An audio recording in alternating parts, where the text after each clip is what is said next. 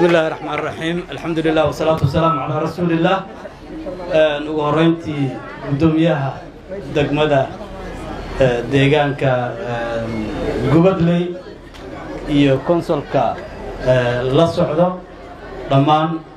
qaybaha kala agaasimayaasha martisharafta assalaamu calaykum waraxmatullaahi wabarakaatu salaan kadib runtii maanta waa sharaf iyo qiimo iyo milgo weyn ii tahay inaan goobjoog u ahay xarig jarka suuqani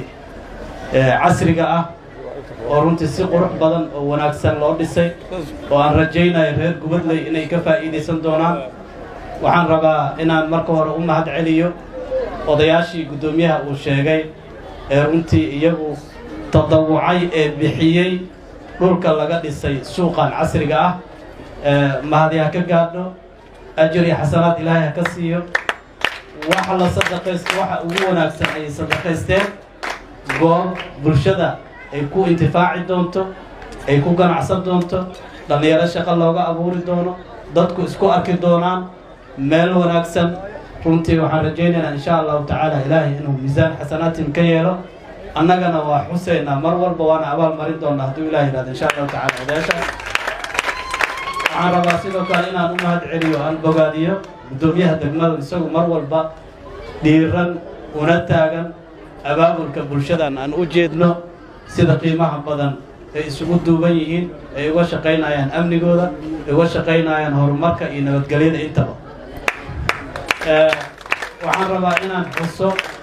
waxaa la socotaan gobolka banaadir qorshayaashiisa ugu waaweyn waxaa ka mid ah horumarinta iyo ballaarinta suuqyada oo aan maanta goobjoog u nahay xarig jarka suuqaani qayb ka tahay waxaan rajaynaynaa insha allah bulshadu inay ka faa'iidaysan doonto kobac dhaqaale meeshaas uu ka imaan doono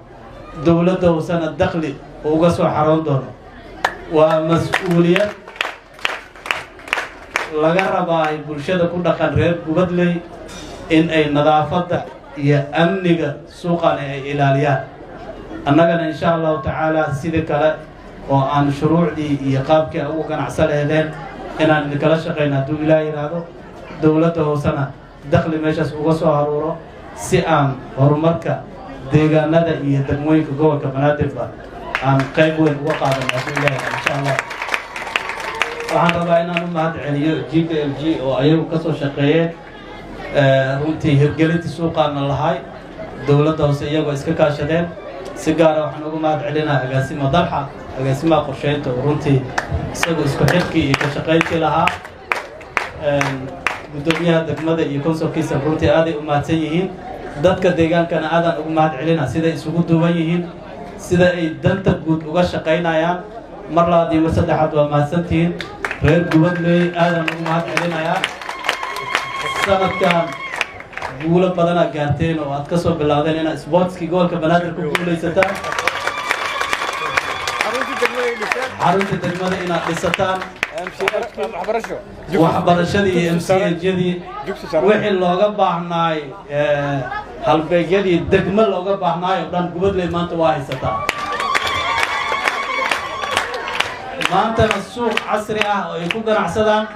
ayaan xarigga uga jarnay marka hambaliyo reer gubadley hore u socda garabkiinaan taaganahay.